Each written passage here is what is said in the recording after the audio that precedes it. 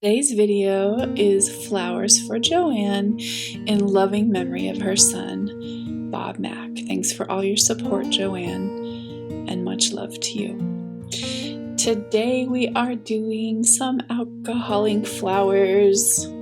That's my airbrush. The link to all my supplies are in the description box, and we're looking at some Winsor & Newton black ink, that's regular ink, and then some Ranger pitch black, which I use in all the flowers. The Mixative Snow Cap I use in all the flowers, and the Pinata Pearl I use in the white flowers specifically. And then I just think it's important for you to know that the pearl is in that little needle nose bottle. So whenever you see me using that, that's what it is. And then regular ink is just in that blue cap needle nose bottle. And always wear protection. A ventilator mask is important when you're using alcohol inks. They are toxic, folks. So today I'm going to start with a Ranger Pitch Black. This is a white flower. You've seen me do a couple of these before, but they each turn out totally differently. I'm always shocked and surprised whenever I do one of these white flowers because they never turn out the same, even if I'm using the exact same ink. The highlights are always a little bit different, and I don't know why. I have no idea why, but it's very cool.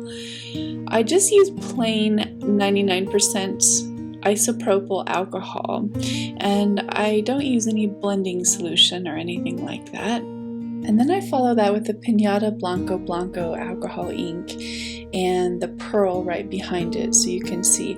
I don't do this in every single one, but for this one I do. Now see those little splatters? You can wipe those off with a little bit of alcohol on a towel, a shop towel, a paper towel, or just a rag or something. And I just make my way around the center of that black dot of black alcohol ink, and you see it pulls those other colors into the flower. The black always has some amazing effects, and I'm just amazed at all the pretty colors that come out of that black. Now you can see I'm just using the white again and using plain alcohol right behind it. Now if you get something you don't like, it's really easy to fix, and that's one of the cool parts of working on this paper. Grafix black plastic film is my favorite so far substrate to use. But it's real easy. Like this part right here, I really didn't like the way that stood out. It was unnatural looking, so I just scrubbed it away with a little bit of alcohol on a shop towel. It does wipe away better, easier, if you use it quicker. So in other words, the sooner that you wipe it off, the better. But I have had success wiping it away eventually, just like this, just scrubbing away at it. Kind of messy looking. But if there's anything that you don't like, I didn't like the way that petal looked at the end, so I took that off. And don't worry about the little impression it makes on the black paper. Actually, once you varnish this, I just kind of do a final cleanup and then I varnish. All of those marks disappear with the varnish, so pretty happy about that. Now this is just more Ranger Pitch Black. Now this time you see I'm not just adding just a dot, a round circle. I'm actually kind of making a variation and then fully drying it before starting again. Now I say this because flowers are not perfect, and that's one of the things that I think makes my flowers look realistic. I don't try to make everything perfect. I'm actually going for the slight imperfections of nature, and that's the way nature is anyway. Slightly imperfect here and there. I'm going to show you To create the center, I use my favorite brushes. And these are my favorite brushes. They're by DACO, they're fine detail art brushes. Actually, I'm going to do a giveaway. And if you can see how you can win a set of these DACO fine brushes, the details are in my description box, and I highly recommend them. That little fan brush in there is not DACO's, but all the rest of them are, and those are my favorite brushes. The link is in the description box to that and all of the supplies that you see here today. And I start to shape the center using those brushes. Now I love those brushes because they're detailed, they're very small, and I feel like I have a lot of control. Now when I first start building the center, I just use alcohol to give the impression, and then maybe a little pearl alcohol like I'm doing here. It kind of fades away a little bit, but it leaves an impression for my eye. And then I go in with the stronger alcohol inks like the white or the Blanco Blanco. And then I start making the impressions of the center where the pollen would be, and it kind of disappears into the black, or it mixes with the black, and you get little variations of color on that, and I do like that. And now the focus is just, you want to incorporate that center into the flower, and I'm just using some white Blanco Blanco. Now this is kind of the scariest part because it has to look natural. I follow the natural lines of the alcohol ink as the petals were created, and then lately I've been really enjoying using the tiny brushes to get those little spider looking veins coming out from the center, and they're very, very delicate and I think very beautiful. One of the secrets is putting highlights against the black parts. If you do this, there's a lot of drama created, and you can see I definitely choose to do that a lot in the center of these flowers. And then I go back in and make some more marks to help with the shading. This is a long process. I go back in with just plain alcohol at times, which is what I'm just doing now, and just feathering out some of the harsher lines that I created. And then I'll go back in using actual diluted black, like this, and that'll add more depth to some of the parts. It creates the shadows leading down into the flower, and that just makes the whole flower just kind of pop that center.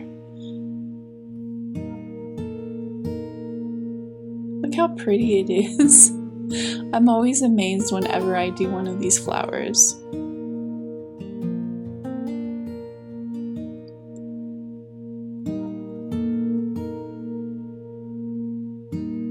I just keep going and going and going. It's hard to know when to stop, actually. But I usually reach a point where if you add too much, then it starts to obscure the beauty and the delicate nature of the flower. So in this case, I just back up a little bit and I'll decide it's done. Now, just doing a little cleanup, you can again just put some alcohol on your rag and wipe off anything that you see that's leaving kind of a ghost image on the paper. Going around any edges you don't like or any spatters or anything like that, and it's a great way to kind of give a final once over for your piece at the end.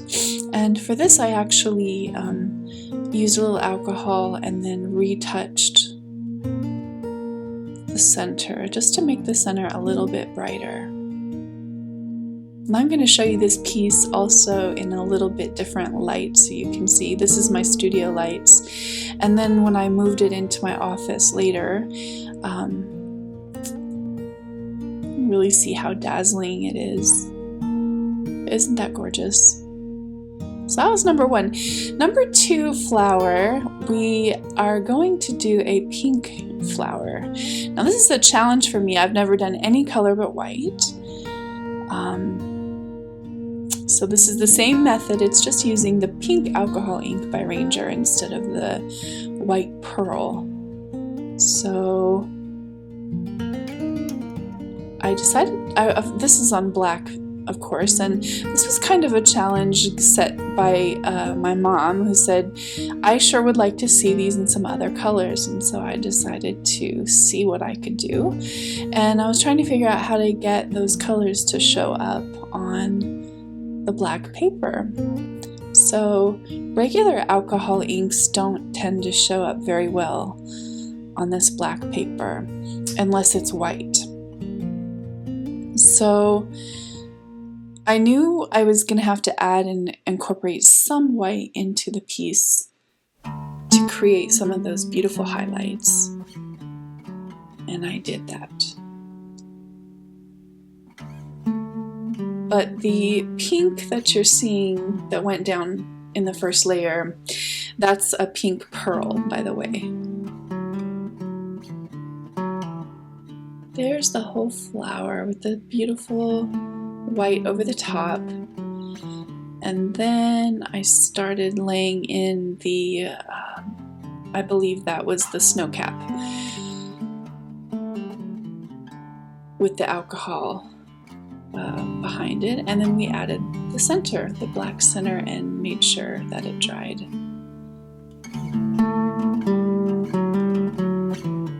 So here's the flower again. Now I added another layer of pink over the top, but unfortunately my camera battery was dead, so I didn't get to capture that part, and I thought I was filming the whole time. But I added more layers of pink over the white, just like I did for the white flower, and now you can see all the different layers in there. And I set my camera up to film again, not realizing I was completely out of battery. I thought I was out of memory, but so I didn't capture the beautiful center for this one, but it's the same technique as the white flower with all the little delicate veins running through, and look how pretty it turned out. I really love the look of this flower too, and it was such a fun challenge that I decided to go for another color too. So I'm going to show you that one. But first, don't forget to join me Friday, 5 p.m. Pacific Standard Time. We do in-depth tutorials, like this was a paint mixing tutorial. We do a lot of product testing.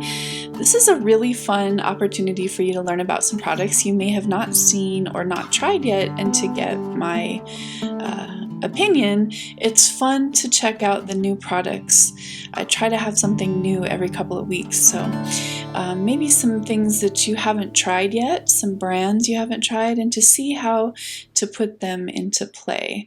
And the other thing we do is try new techniques on my lives. Friday 5 live, like this spray your pore technique. This was a fun technique that I tried out for you guys first time on camera. And of course there's live painting sessions every single Friday at 5 p.m. Pacific Standard Time, and we do live Q&A. It's a lot of fun. It's very lively, so that's at 5 p.m. right on my channel. This Friday I'm going to turn you onto the Prism Pour by Color Art. These paints are ultra metallics, beautiful and just gorgeous. I can't wait to show them to you, the Prism Pour, this Friday, so join me for that. Now, flower number 3 is the purple challenge, and I specifically did this for Joanne. She asked for a purple one, and this is the same method. The only difference is using the purple ink by Ranger instead of the pearl white, and these were the supplies that I used. This is my little favorite ceramic dish when using alcohol inks. I like it because it cleans out really easy with just a little bit of alcohol and a towel.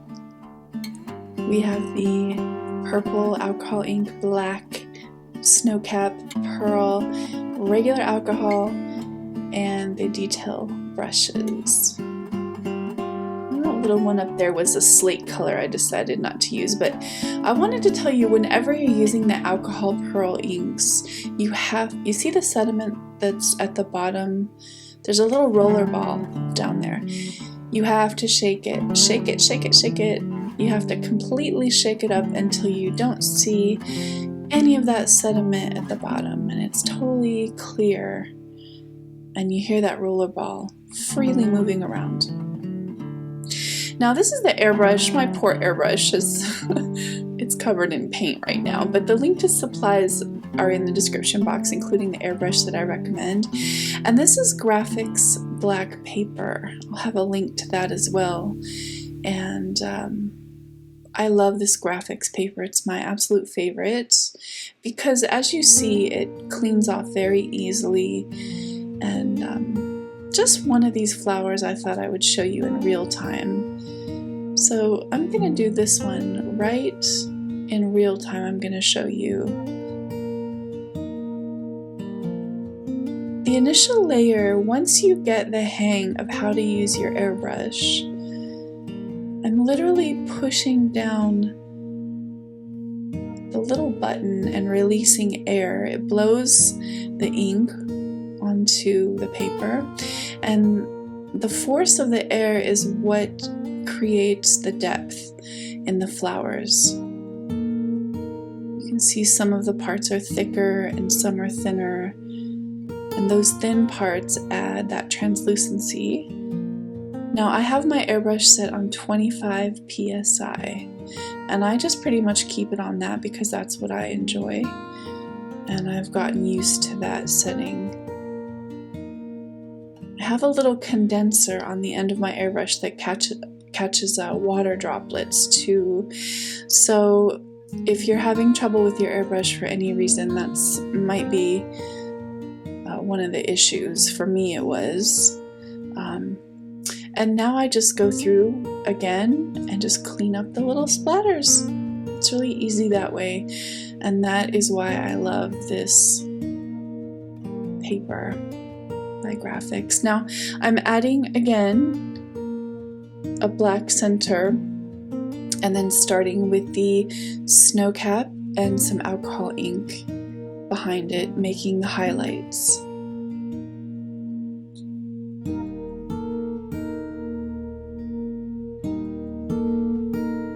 Now, I'm going to say some inks are easier to work with than others. I find the snow cap mixative is a challenge at times.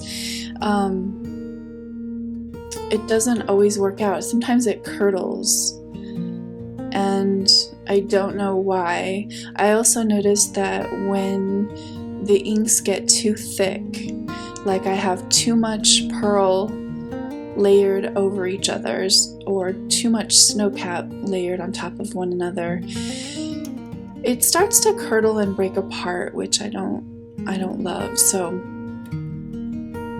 I really don't know how to fix that. But now I want to highlight color over the top, another sort of purple I'm looking for. I ended up grabbing these three, the amethyst, purple twilight, and the indigo. I did not use the indigo on here. It just didn't end up going very well, but I did use two petals. Those two petals right there were the amethyst, and then I switched to the purple twilight for the rest of the petals. I thought the other one looked a little too blue, but again, you know, flowers are not perfect. They don't all have the exact same colorant. They all have little slightly differences, so I thought, you know, even I would just leave it like that and work with the variants rather than work against the variants. So then I started adding my pearl layer, and this is the shimmering layer that goes over the top. This was a hard flower for me. you can see it's not quite as delicate as the others. I really struggled with this flower, and I just don't know if the purples were just harder to work with, but there was lots of cleanup. I found myself reshaping flower petals, and I just didn't have the same kind of flow with that purple color as I did with the others. So I didn't complete all of these in the same day. They were all done on different days. So maybe I was just having an off day this day.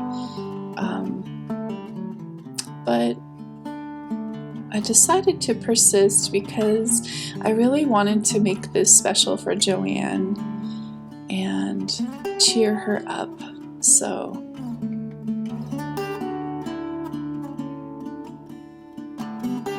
I add a lot of black in the center of this one. I'm really trying to create some depth there and get rid of some of the sharp edges that are in the center. So that's how I did that.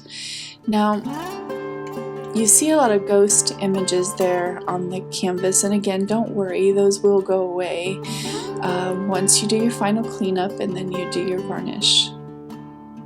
So I started adding the beautiful little spidery web-like veins coming from the center. And this was really, really fun. I don't know why this process is so relaxing. And I do get little cramps in my hands, unfortunately, so I have to take little breaks when I do this kind of work, but I really love it, and it's very, very relaxing.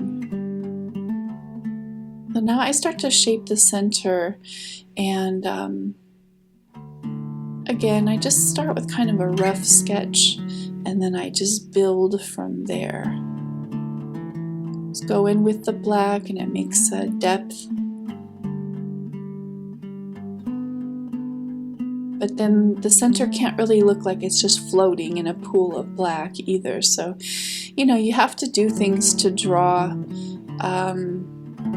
the center into the flower, and that includes, you know, pulling out some of those darker colors into the petals and bringing some of the lighter colors into the center. And by doing that,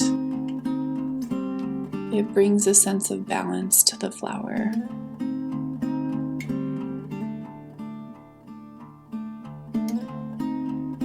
I really wanted to bring some of these, I was feeling dramatic, I think, but I wanted to bring some of that darkness all the way through, and also it kind of helped me shape some of the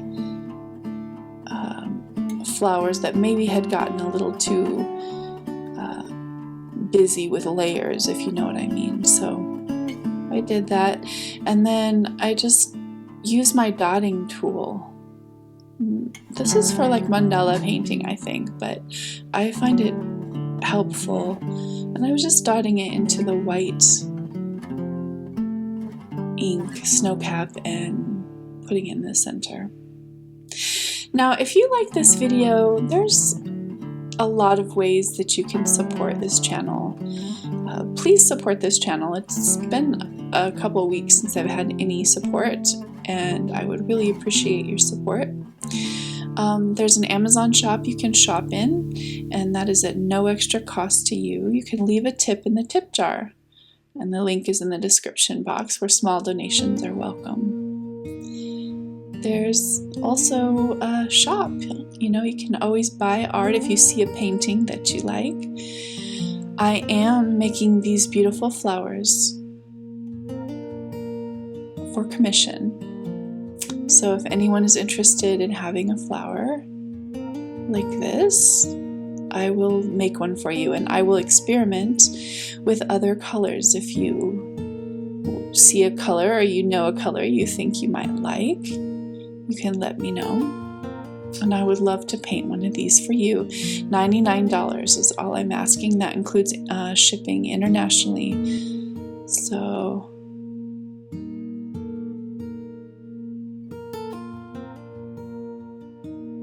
adding those little highlights to bring the center in to reality. Little tiny veins in there. Now don't forget, I'm accepting flower commissions like this one. It's free shipping to anywhere in the US, and I will ship internationally for a little bit more. You can just contact me at heathermaderart@gmail.com. And again, I can do more than pink and purple and white. This is what this looks like in a little different light again. Now see, even though I struggled with that flower, it turned out so pretty.